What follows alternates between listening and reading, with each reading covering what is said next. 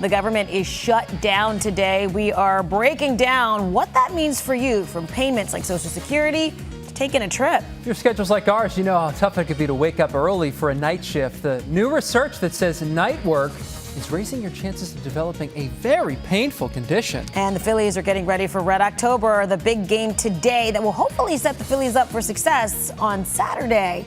Those stories and more on today's edition of The Lineup. It is Wednesday, October 1st, 2025. Hey everyone, I'm NBC 10's Keith Jones. And I'm NBC 10's Erin Coleman. Let's get you up to speed with what you need to know today, starting with the government shutdown. It began at midnight after Democratic and Republican leaders failed to agree on a funding deal.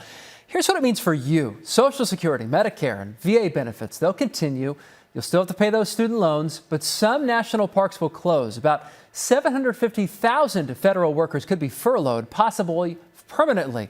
Others, like TSA officers, they'd work without pay until the shutdown ends. Both sides are not budging. The last thing we want to do is shut it down, but a lot of good can come down from shutdowns. We can get rid of a lot of things that we didn't want, and they'd be Democrat things. We see now Republicans are plunging America into a shutdown, rejecting bipartisan talks, pushing a partisan bill, and risking America's health care. The Senate will be back in session today, but right now the House isn't slated to be back until October 7th, meaning a shutdown could last at least a week if the House isn't called back sooner. NBC 10's Lili Zheng is live at Independence Mall in Old City with more on what this shutdown means for tourism.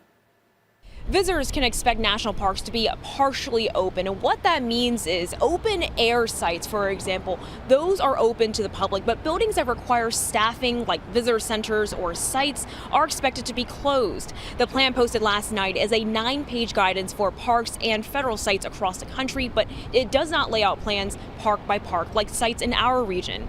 What it does say is that park roads, trails, and open air memorials will stay open. Visitors, however, should keep in mind that emergency services will be limited at this time. So if public access begins to pose a safety or health issue, an area does have to close. We spoke with a union leader representing National Park Service employees. He has been through multiple shutdowns, and during those, he says workers got their jobs and their paychecks back at the end. This is a little different this time. The president's threatening to actually get rid of these furloughed employees. For the most part, this guidance does appear to align with what union leaders were expecting for national parks and sites, but exactly how long all of this will last is unknown. Reporting in Old City, Lili Zheng, NBC 10 News. All right, let's give you a look inside the Philadelphia International Airport, where we haven't seen any impacts to security so far during the shutdown. Of course, the TSA part of this. We spoke with one passenger about his experience this morning. Lines are okay. I'm just sort of, going to try to be as patient as I can with everybody and everything, and make the best out of it. But right now, I don't really know what to expect. And I know the people who are here today will be doing their best to, to get us through safely, and I appreciate what they're doing for us. So. Count on NBC 10 and NBC News to bring you instant updates on the shutdown. We're going to be closely following today's negotiations. If anything breaks, you're going to hear about it first on the NBC 10 app. Hey, new this morning, Dr. Ayla Stanford is running for Dwight Evans' congressional seat in the 3rd District. Dwight Evans retiring at the end of his 6th term. He's backing Dr. Stanford. She now joins an already crowded field, which includes Senator Sharif Street and Representative Chris Rabb. Dr. Stanford rose to prominence in Philadelphia for her work in response to the COVID-19 pandemic. Happening today, Temple Health and a union representing their nurses and technicians will return to the bargaining table. The union's contract expired at midnight, and now more than 2,600 workers are poised to go on strike starting on the 13th. That's pushed back from their original date, October 6th. The workers want the hospital system to improve security and drop plans for benefit cuts. A new law has been introduced in the Pennsylvania Senate to tighten up e-scooter safety. Yeah, it's called Abby's Law. It's in honor of 12-year-old Abigail Gillen, who died in an e-scooter crash in Aston back in June. State Senator Tim Kearney introduced the bill. He says e-scooter riders who would have at least 16 years old, they've got a 20-mile-per-hour speed limit, and they'd have to follow bicycle traffic routes. Senator Kearney hopes it will become law by the end of the year. Delaware State University reopens today following a threat that forced classes to be canceled yesterday. The school evacuated students from buildings shortly before 11 a.m. and then close the campus for the rest of the day. That all happened around the same time that several buildings at the University of Delaware were evacuated because of a threat there. The two schools, they're about 40 miles apart. Officials have not yet revealed if the threats are connected in any way. Happening right now, part of City Ave is being reduced to one lane in each direction. This will be between Bryn Mawr Avenue and 47th Street. So crews can repair the bridge over the SEPTA tracks in that area. PennDOT says you should plan extra time for your commute. The lane closures last through June 2027. We're familiar with this route. Just take a different route, right? Like get off City Ave. Absolutely. You know, there are plenty of roads out there that you can, navigate around it. Red October's here. The Phillies, they're waiting to see who they're going to face in the National League Division Series. It's going to be either the Dodgers or the Reds that make it into Citizens Bank Park this weekend. NBC 10's Neil Fischer is in South Philadelphia, where the team is preparing for the matchup with an intra-squad game today.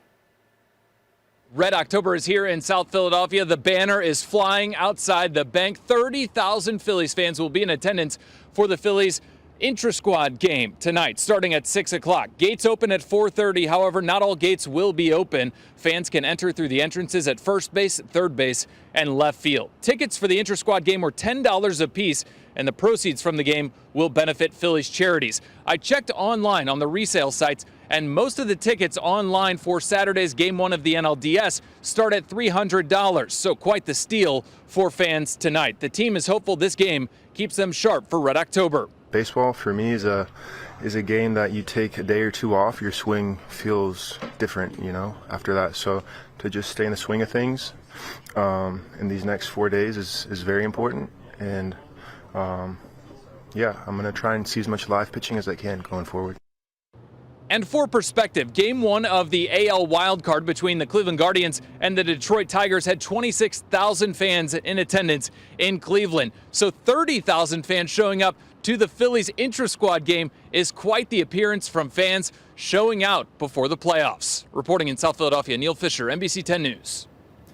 And MLB The Show simulated the 2025 postseason. They've got the Phillies winning the World Series against the Red Sox. They predicted the whole NL side correctly last year. So just saying, right? So they got something going on here. I like that. They got us playing the Dodgers. They got us beating the Padres in that rematch, right? And then all of a sudden, boom, you're against the Red Sox in the final. But see, if you're superstitious, you don't even want to go there. I know, right? I know. That was the reaction in the meeting too. Like, we don't want to. like, please but it's already out there. That's right. So we'll take it. And positive juju. One game at a time, That's right? The Rally for Red October bus tour is back to help fans kick off Red October in style. You can see the stops the bus will make in Philadelphia and South Jersey tomorrow to help Phillies fans get ready for the postseason. There's going to be several special guests on the bus, including the Philly fanatic, and we always love to see him, right? Yep. He's in a good mood. Talk about some health news, shall we? Having several large tattoos may lower your risk of skin cancer. That's according to a study in the Journal of the National Cancer Institute. Researchers found people with 3 or more large tattoos had a 74% lower risk of developing melanoma. They believe tattoos could block the sun's UV rays, which are a major risk factor for melanoma, or they might create immune response to the cancer cells. They say more research is needed to determine that, though. But this is really interesting. I feel like both of those reasons make sense. Sure. You've seen people with like full legs or full sleeves of tattoos. Well, that would block the sun. And if you got a needle going in, Yeah. So this is really interesting. I've got a couple friends. I was going to say this for the show because it's too long. Got a couple friends who've got a bunch of large tattoos. When they're out in the sun, they have to lather up because they dry out faster than the rest of their skin. Oh, really? I wonder if that's part of it. You mean they had to put on more sunblock? They have to make sure they're constantly putting sunblock on it. Yep. What do you mean it dries out their skin? I don't know. It's just something they got to do. They got to moisturize more often. They've got to also put sunblock on more often. Maybe so it maybe fades they're more it conscientious. too. Yeah. And then that's part it of fades it maybe. Yeah. That's what it is. Interesting. Isn't that crazy? Hey, new research shows that night shift workers or early morning shift workers face a higher risk of developing kidney stones. The study published in Mayo Clinic Proceedings found the greatest risk was among younger workers and those who perform low levels of manual labor. Researchers believe circadian rhythm disruption likely plays a key role in kidney stone formation. They recommend shift workers focus on healthy sleep, hydration, and weight management to lower their risk. Drink that water. That's right. Yep.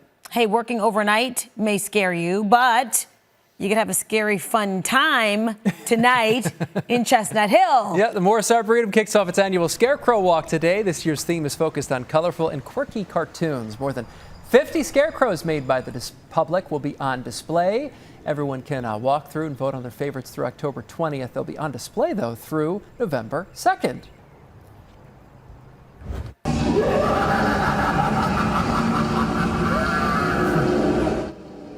How about spooky mini golf? It is back at Franklin Square. Historic Philadelphia has transformed the park's mini golf course into a hauntingly good time. This year you can play during the day, too. Spooky mini golf opens today, runs for the entire month of October from 10 a.m. to 10 p.m. It's cool. A lot of things to do. And in Montgomery County, the Elmwood Park Zoo will introduce its newest star to the public today. Yeah, Beanie's baby, a 1-month-old sloth. What is a baby?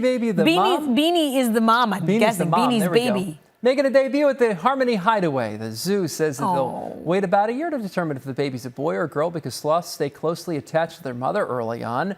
You'll be able to see the baby and its mom, Beanie, today from 10 to 4 Oh, o'clock. my goodness. Isn't that cute? So cute. Yeah. Hey, the winner of this year's Fat Bear Week has been crowned. No, we got all the animals today. Drum roll, please. The winner is Chunk.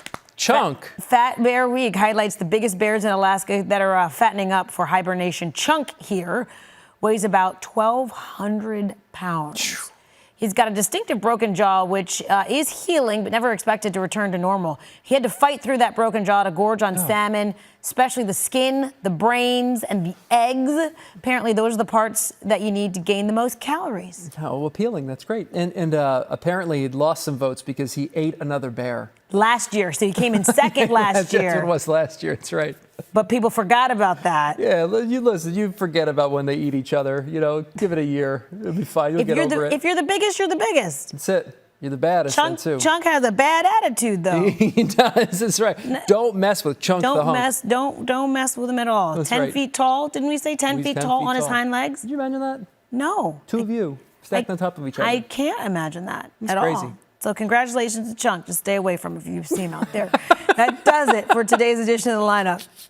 Beanie and Beanie's baby. Stay close to those two in the meantime. For Erin, Coleman, I'm Keith Jones. You can get NBC 10 News updates right here on the NBC 10 app. Catch us weekday mornings from 5 to 7 a.m. Have a great day.